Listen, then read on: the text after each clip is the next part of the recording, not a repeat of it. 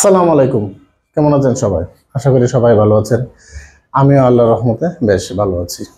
কিন্তু আসলে চিন্তার কোনো কারণে ইনশাআল্লাহ আশা করি ইংলিশের উপর যে এমসিকিউগুলো আমি দিতেছি এইগুলো যদি ধারাবাহিকভাবে তারা কমপ্লিট করে মোটামুটি পারবে, বা হুবহু যদি এটা নাও আসে এই নিয়মের আসবে ইনশাআল্লাহ। আর তাছাড়া বাংলারও এরকম ইনশাআল্লাহ আমি ক্লাস দেবো, দুটা নিয়ে ইনশাআল্লাহ কাজ করব, যাতে করে তাদের জন্য একটি ভালো ফলাফল দেওয়া যায়। সেই সুবাদে ইনশাআল্লাহ আমি এমসিকিউ ধারাবাহিকতা ক্লাসটা বজায় রাখতেছি। প্রথমটা 1 number, the number of students checking admission university increased. এখানে আমরা যদি দিই, প্রথমে মনে রাখবেন একটা নোট আছে, দ্য নাম্বার অফ আর হলো এ নাম্বার অফ। এটা নোটটা হলো আমি বলে দিচ্ছি, এখানে মনে রাখবেন the number of, এরপর verb singular,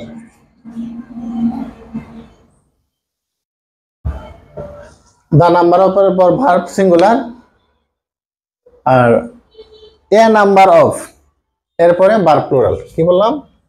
a number of এরপর ভার্ব হবে প্লুরাল।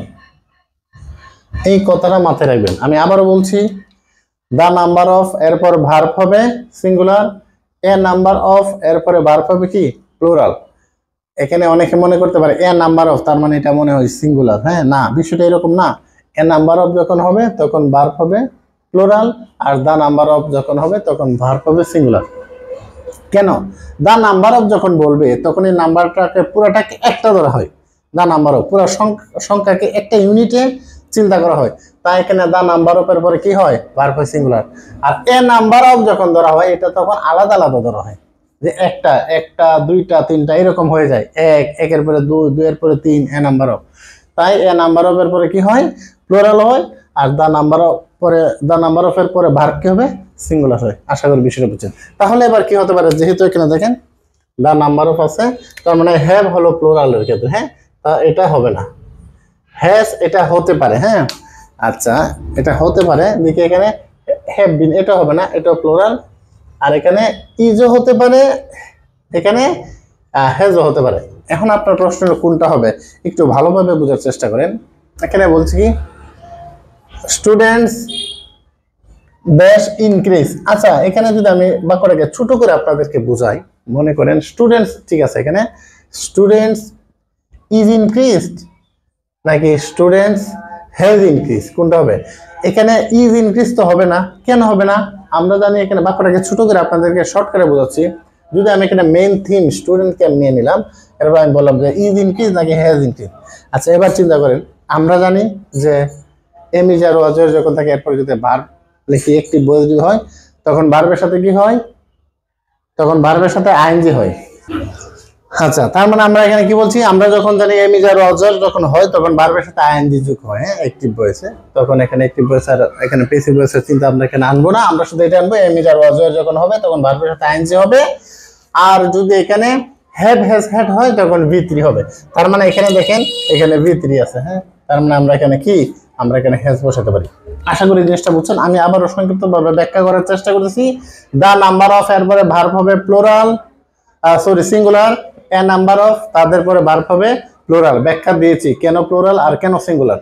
আচ্ছা, তার এখানে দ্য নাম্বার অফ স্টুডেন্টস, তার মানে এখানে যেহেতু দ্য নাম্বার অফ আছে, আমার মাথায় এটা হলো কিওয়ার্ড। এই জিনিসগুলো মনে রাখবেন, তাহলে কাজে লাগবে। যেহেতু দ্য নাম্বার অফ এখানে আছে, তার মানে আমরা ভার্বটা দেব কি সিঙ্গুলার, মাথায় চিন্তা নিব। তখন সিঙ্গুলার মাথায় যদি দিতে নাই, তার মানে এটাই আপনার প্রথমে ভাত পড়লো, এটাও বাদ, দুইটা বাদ, আর দুইটা আছে। দুইটার মধ্যে কোনটা হবে? আমরা এটা জানি এম ইজ আর ওয়াজ এর উপরে ভার্বের সাথে আইএনজি যোগ হয়। এখানে এম ইজ আর ওয়াজ নাই, এখানে ভার্বের সাথে আইএনজি যোগ নাই, তার মানে এখানে কি এম ইজ আর ওয়াজ হবে না। তার মানে এখানে কি V3 আছে। আমরা জানি যদি হ্যাভ হ্যাজ হ্যাড এর পরে কি মূল ভার্বের পাস্ট পার্টিসিপল ফর্ম হয়, তাই এখানে কি আছে? এখানে হ্যাজ হবে। আশা করি প্রথমটা বুঝছেন। আচ্ছা, দ্বিতীয় নম্বরে দেখেন এ নাম্বার অফ স্টুডেন্টস, এই যে আবার আসছে এ নাম্বার অফ স্টুডেন্টস। আমি কি বলছি? দ্য নাম্বার অফ থাকতে গেলে ভার্ব কি হবে? Singular. A number of plural. যেহেতু এখানে এ নাম্বার অফ আছে, তার মানে এখানে আমাকে এই জিনিসটা মাথায় রাখতে হবে, এ নাম্বার অফ এর কারণে আমাকে এখানে অবশ্যই প্লুরাল দিতে হবে। তার মানে এখানে ইজ আগে কাটা, হ্যাজ আগে কাটা, ওয়াজ সিঙ্গুলার, তার মানে এখানে নিঃসন্দেহে আমরা এটাকে আর দিতে পারি। এটা নিয়ে টেনশন আমার এখানে কম, আর হবে এটা সঠিক। ঠিক আছে, আচ্ছা এইবার দেখেন, এ নাম্বার অফ স্টুডেন্টস, আবার এখানে আসছে নাকি, a number of students dash in the building are is have was, একই রকম প্রশ্ন হয়ে গেছে। হ্যাঁ আচ্ছা, হ্যাঁ সরি, একই রকম হয়ে গেছে প্রায় দুটা সেম। হ্যাঁ হ্যাঁ মানে প্রশ্নের হ্যাঁ almost same. A number of student, যেহেতু এ নাম্বার অফ আছে, তার মানে আমাকে কি ভার্ব নিতে হবে প্লুরাল, টেনশন মুক্ত। তো প্লুরাল যদি নেই, ইজ সিঙ্গুলার কাটা, ওয়াজও কাটা, হ্যাঁ ইজ কাটালে ওয়াজও কাটা, এখানে থাকতে পারে এখানে আর অথবা হ্যাভ। এখন আমার প্রশ্ন হলো, a number of student dash in the building, এখানে কি হতে পারে, আর ইন দ্য বিল্ডিং নাকি have in the building? Have in the building কিভাবে হয়? A number of students are in the building, তার মানে are in the building, এটাই সঠিক आंसर। এখানে আর হবে। There's people who enjoy cricket is bigger than that of 30 years ago। এখানে কি হতে পারে? এখানে দেখেন today there's people who enjoy, তার মানে সাবজেক্ট এখানে people who এখানে আছে, তার মানে এটা কাউন্টেবল নাকি? কিন্তু আমরা জানি a great deal of, এটা হলো আনকাউন্টেবল, তার মানে এটা আমি প্রথমেই বাদ দিতে পারি। আমি সিস্টেমটা কি বলছিলাম, এখানে এই সিস্টেমে আনসার করলে সবচেয়ে সহজ হয়, POE, প্রসেস অফ এলিমিনেশন, মানে কি বর্জন করার পদ্ধতি, বাদ দেওয়ার পদ্ধতি, যেটা হবে না এটা বাদ দিবেন।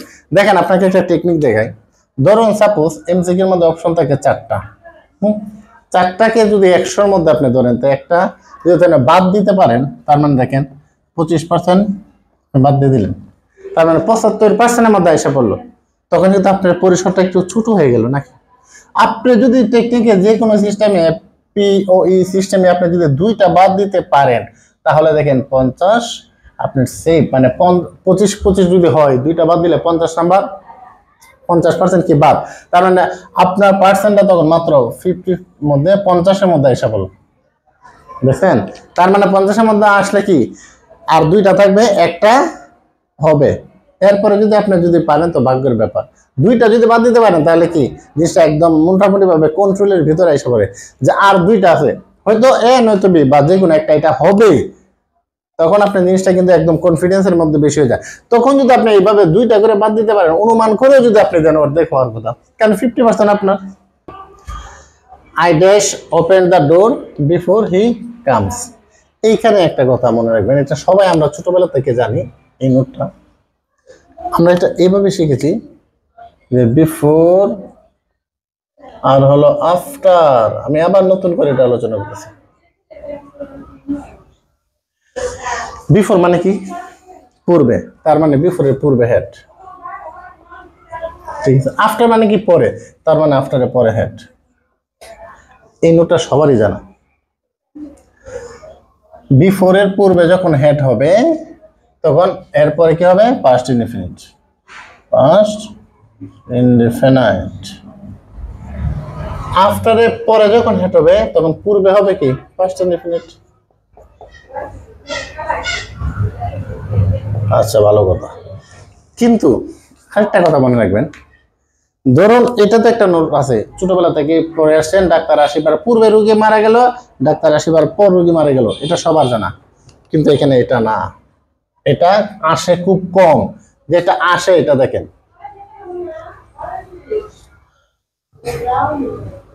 দেখেন এটা বিভিন্ন আমি আলোচনা করছি। এটা কি, যদি এখানে লেখা দেখেন, লেখা আছে বিফোর, তারপরে কি আছে প্রেজেন্ট ইনডিফিনিট, তার মানে বিফোরের পরে যদি প্রেজেন্ট ইনডিফিনিট থাকে,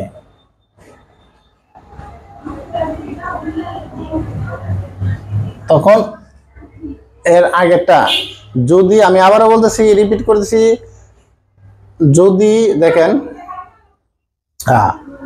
বিফোর, বিফোরের পরে যদি প্রেজেন্ট ইনডিফিনিট থাকে, তখন আমাকে আগে অবশ্যই ফিউচার পারফেক্ট করতে হবে, ফিউচার পারফেক্ট। এই নোটটা আসে বেশি।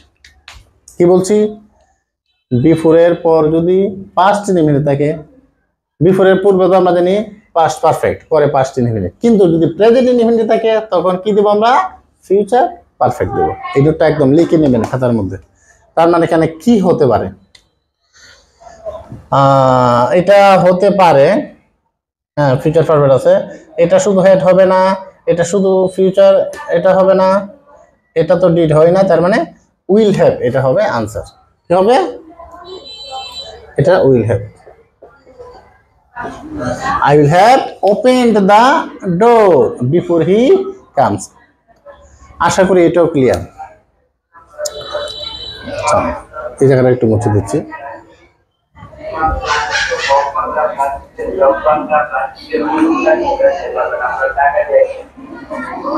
এরপরটা কি আছে, টু ব্রেক দ্য আইস, এটা কি দিছে, ইডম না, ইডমের ফ্রেজগুলোর ক্ষেত্রে মনে রাখবেন এটা আসলে মুখস্থ বিদ্যাই, এটা আসলে আপনার মুখস্থ করেই মনে রাখতে হবে।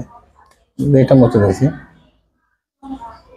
টু এন্ড, আচ্ছা বা ঠিক আছে, টু ব্রেক দ্য আইস এটা আমি একটু ব্যাখ্যা করি যাতে মনে থাকে। এগুলো একটা আপনি কিওয়ার্ড বের করবেন, মানে মনে রাখার জন্য একটা থিম, একটা সিস্টেম বের করবেন নিজে নিজে। এগুলো আমরা আসলে মনে রাখার জন্য নিজেই আসলে চেষ্টা করে পারবেন। যে এরপরে যেগুলো আছে গুরুত্বপূর্ণগুলো যখন আমার ওই এমসিকিউ দেবো, আমি এগুলো একটা টেকনিক আপনাকে বলে দেবো। টু ব্রেক দ্য আইস মানে কি, আইস জমাট বাঁধাতে থাকে তো এটাকে ভাঙা। এটার মিনিং কি হতে পারে, to end hostility, to end partnership, to start quarrelling, to start a conversation. আচ্ছা একটা জিনিস দেখেন তো, একটা বরফের একটা বিশাল স্তূপ বা চাক্কা আছে আপনার সামনে, তখন এটা তো বরফ, নিস্তব্ধ, নিঝুম, একেবারে নীরব অবস্থায় পড়ে আছে। তার মানে কি, এই নীরব বরফটাকে আপনি, যে নিস্তব্ধ বরফটাকে আপনি ভাঙবেন, তার মানে কি, ছড়িয়ে যেতে যাবে, আলাদা হবে, ভাঙার সময় একটা শব্দ হবে, মনে রাখার জন্য বলছি। তার মানে এখানে কি বোঝাচ্ছে, এটা দ্বারা বোঝাচ্ছে এরকম, আপনারা 8-10 জন লোক একদম একসাথে আছেন, জমে আছেন, কারোর সাথে কোনো কথা নাই, একদম মনে হইতেছে যে এইভাবে একদম বরফের একটা চাকার মতো 10-12 জন লোক একসাথে আছেন, কারোর সাথে কোনো রাও নাই, কথা নাই, শব্দ নাই, যারা একদম নিস্তব্ধর মধ্যে আছেন। তার মানে কি, বরফটা যে অবস্থার মধ্যে আছে আপনারা সেই অবস্থার মধ্যে আছেন। তার মানে তখন যদি টু ব্রেক দ্য আইস মানে বরফটাকে ভাঙো, তার মানে কি এখানে, তার মানে এটাই টু স্টার্ট এ কনভারসেশন, মানে কি আলোচনা শুরু করো, কথা শুরু করো। তার মানে টু ব্রেক দ্য আইস মানে কি, আপনারা যে জন্মে রয়েছেন সবাই কথাবার্তা বলতেছেন না, এই কথাবার্তা বলার জন্য বলতে টু স্টার্ট এ কনভারসেশন। এটা হবে না টু এন্ড হোস্টিলিটি মানে বৈরিতা, মানে শত্রুতা শেষ করা, এটা তো বরফের সাথে এটা কোনো মিল থাকতেই পারে না, কোনো সিস্টেমই নেই। টু এন্ড পার্টনারশিপ, এখানে পার্টনারে কিছু করতেছিলেন, এটা শেষ করে ফেলেন, পার্টনারশিপ শেষ। টু স্টার্ট করেলেন, ঝগড়া শুরু করেন, না এটা হতে পারে না। মানে টু ব্রেক দ্য আইস মানে নীরবতা ভঙ্গ করা, মানে কি নীরবতা ভঙ্গ করা মানে কি, টু স্টার্ট এ কনভারসেশন মানে কি আলোচনা শুরু করা, কথাবার্তা বলা। Would that it is time, it is high time, as if, as though, wish, এদের পর V2 হবে। আচ্ছা যদি মূল ভার্বটাকে V2 হবে, আর V2 যদি না থাকে, টু বি ভার্ব যদি আমাকে লিখতে হয় তখন টু বি ভার্ব হিসেবে এখানে ওয়ার বসাতে হবে। ইট ইজ টাইম উই যখন আমরা লিখবো, এখানে গ্যাপের মধ্যে কি আছে, উই অন দ্য ম্যাটার, হ্যাঁ ইট is time we on the matter. তার মানে এখানে আমরা যদি দেখি আর অ্যাক্টিং, এটা হবে না, ইট ইজ টাইম আছে, অ্যাক্টেড, হ্যাঁ এটা হতে পারে, এটা হবে না, এটা হবে না। তার মানে এখানে যেহেতু ভি আছে, ভি ভার্ব আছে, প্রিন্সিপাল ভার্ব আছে, তার মানে কি মেইন ভার্ব থাকলে আমরা V2 করব। তার মানে এখানে অ্যাক্টেড হতে পারে, acted. It is high time we acted on the matter. তার মানে এটাই এই নোটটাই মনে রাখবেন। যদি আমাদের it is time, it is high time, as though, as if, হ্যাঁ উইশ, উড দ্যাট, এগুলো পরে যদি আমাকে ভার্ব বসাতে হয় V2 বসাবো, আর V2 যদি না থাকে টু বি ভার্ব হিসেবে বসাই, তখন আমাকে এখানে ওয়ার বসাতে হবে। এরপরটা গেছে হ্যাড আই নোন, এটা নিয়ে একটা নোট দিতে হবে।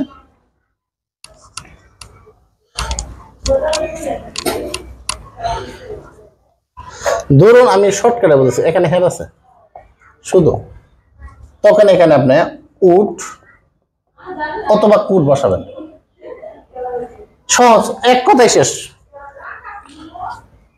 হেড আছে শুধু, তখন এখানে উড বা কুড। কিন্তু এখানে হেড প্লাস V3 আছে, তখন এখানে উড হ্যাভ অথবা কুড হ্যাভ। আশা করি জিনিসটা বুঝছেন, একদম সহজ। আমি শর্টকাটের নিয়মটা আপনাকে দিয়ে দিলাম। যে কি বললাম, এখানে শুধু হেড আছে, হ্যাঁ বাক্যের প্রথমে। এই হেড অর্থ মেইন ভার্বের সাথে কাজ করে একসাথে, আবার যদি অর্থ বোঝায় কন্ডিশনাল সেন্টেন্সের কাজ। এটা যদি অর্থ বোঝাবে, মেইন ভার্বের কাজ, দুটো একসাথে বোঝাবে। শুধু হেড আছে, তখন আপনাকে উড বা কুড বসাবেন। হেড প্লাস V3 আছে, তখন অবশ্যই উড হ্যাভ অথবা কুড হ্যাভ বসাবেন। ক্লিয়ার? তো এখানে দেখেন তো কি আছে, হেড আছে, হ্যাঁ, প্লাস V3 আছে, দেখেন এই যে V3, এই হেডগুলো। তার মানে আমাকে অবশ্যই উড হ্যাভ বা কুড হ্যাভ বসাবে। তার মানে আমি কিচ্ছু দেখবই না।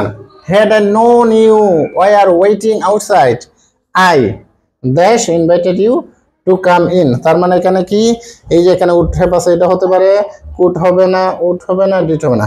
তার মানে এটার আনসার কি, উড হ্যাভ এর নাম্বার হবে I would have। আশা করি এটা ক্লিয়ার। আচ্ছা, এরপর ঠিক আছে, are you doing anything special dash the weekend. এখানে অ্যাট, অন, বাই, ইন, এটা নিয়ে এক দুটো কথা বলছি, মনে রাখবেন। দিনের পূর্বেই অন বসে, এটাই সত্য। যে কোনো দিন, সপ্তাহে 7টা দিন, এই 7 দিন যখন হবে, 7 ডেজ যে কোনো আসুক, তখন এখানে অবশ্যই আমরা অন বসাবো।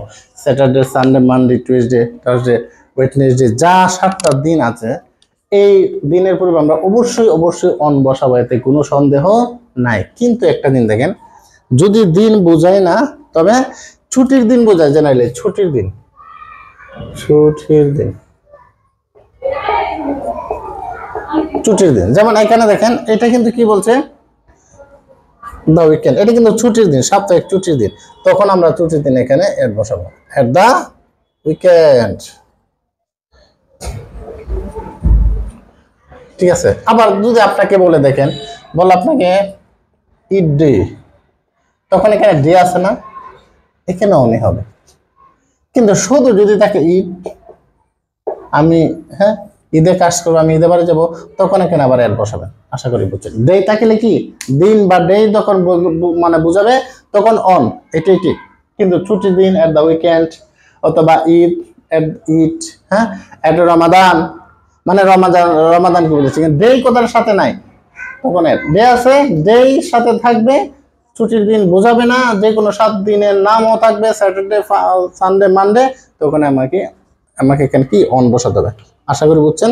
আর ইউ ডুইং এনিথিং স্পেশাল, এটা ছুটির দিন, ছুটির দিন আমরা এখানে কি বসাবো, ছুটির দিনে আমাকে এখানে অ্যাড বসাতে হবে।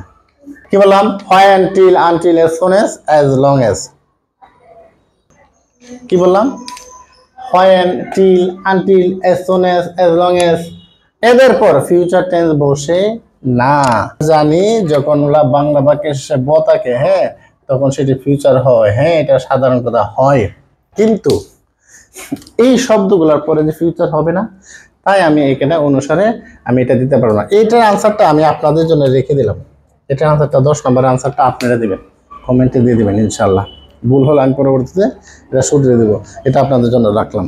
কিন্তু আমি কিন্তু ক্লু বলে দিলাম, কি এই শব্দগুলোর পরে ফিউচার টেন্স বসে না, তাহলে কি হবে বুঝতেই পারেন।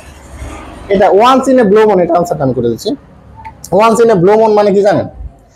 আপনারা কয়জন এখানে ব্লু মুন দেখছেন কখনো? নীল চাঁদ, আপনি আমিও দেখছি না, অনেকেই দেখছে না, কিন্তু হ্যাঁ ব্লু মুন নাম শুনছি। তার মানে একটা জিনিস ফলো করেন, এটা বলতে আওয়ারলি, হ্যাঁ, ঘন্টার পর ঘন্টা, আওয়ারলি এটা হতে পারে, অলওয়েজ ব্লু মুনে দেখেন, আবার সবসময় এটার সাথে কোনো মিলে নেই। এটা হাফ টাইম, এটা হতে পারে না, হ্যাঁ এটা হতে পারে ভেরি রিয়ারলি, খুব কম, নাই, দেখছি না বললেই চলে। এটা once in a blue moon মানে কি, ভেরি রিয়ারলি। আজকে পর্যন্ত দিলাম, একটা কুইজ আপনাদের জন্য রাখলাম, এটা কমেন্টে দিবেন, আমার জন্য দোয়া করবেন, যাতে ধারাবাহিকভাবে আপনাদের ক্লাসটা আমি চালু রাখতে পারি। আর সেই সাথে ক্লাসগুলো অবশ্যই মনোযোগ সহকারে করবেন, আশা করি কাজ হবে। ধন্যবাদ সবাইকে, আসসালামু আলাইকুম।